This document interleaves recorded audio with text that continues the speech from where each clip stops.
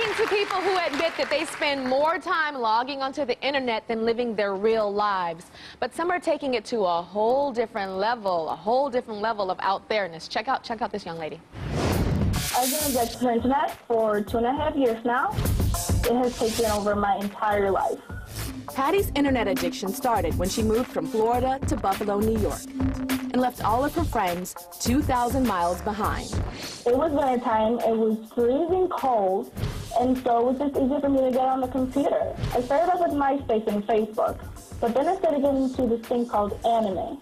Anime is a kind of Japanese cartoon art that's mostly based around superheroes. It's kind of like cartoons. There's a lot of superheroes and magic and stuff like that. Now she's spending up to 14 hours a day surfing the web and looking for fellow anime fans she can interact with. Patty posts comments on the site's message boards and shares stories and pictures she's created. For Patty, it's all fun and games, but her family is starting to worry that the cartoon world on the internet is taking over her entire life. To tell you the truth, I don't know how to stop.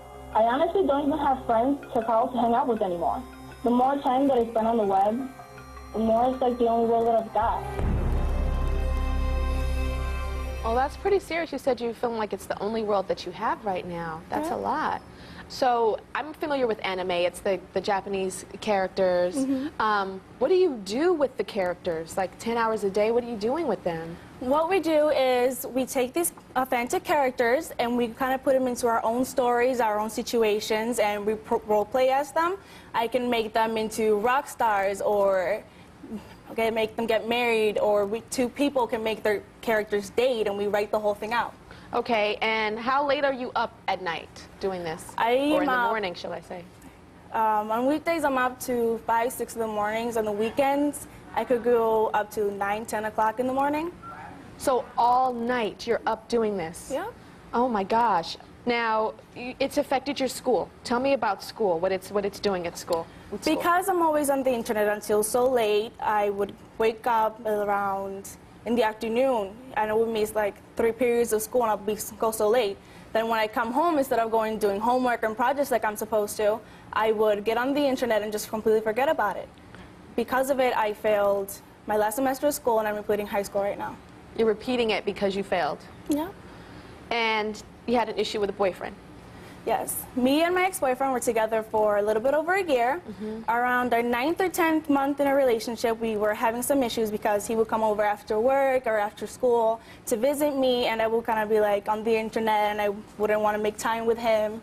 And, you know, eventually we kind of drifted apart and we didn't see each other at all. And then he came back and he's like, okay, I want to fix this. I want to be with you, but I chose the internet over him. I didn't want to see him anymore. You chose the internet over him. Yeah. And I know that it's affected, you have a whole body change because of that. Tell me about that. Yeah. When I was in Florida, I was really bubbly, really outgoing. I was always out. I never watched TV. I was ever on the internet ever. I had a lot of friends, used to go to the beach, go to parties. But then when I came here, I never went out. I gained 30 pounds in the last 2 years. I went from a size 5 to a size 13 in pants.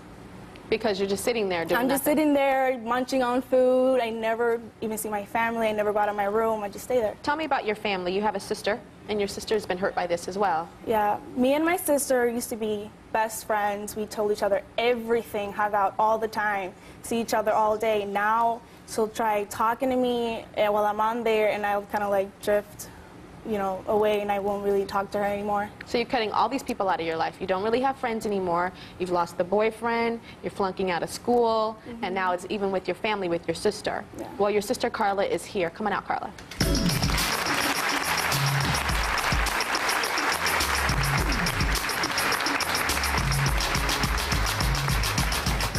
So Carla, you're hurt by this. Oh, yes. Tell me about that. Tell me about that.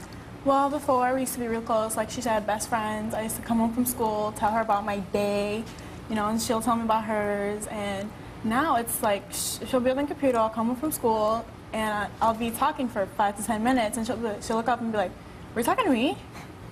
Really? Yeah. So you just tune out. You know what you sound like to me, Patty? Like a drug addict. Yeah. Like, it's that severe where drug addicts, all they care about is that drug, so they cut everything out of their life. Nothing matters. Their kids, their families, their loved ones, nothing matters except that drug. Does that make sense if I take out the word drug and put computer or internet or anime? Definitely makes sense. That nothing else matters? I know your sister, tell me how it hurts you and makes you feel, Carla, when she ignores you like that. And you tell her.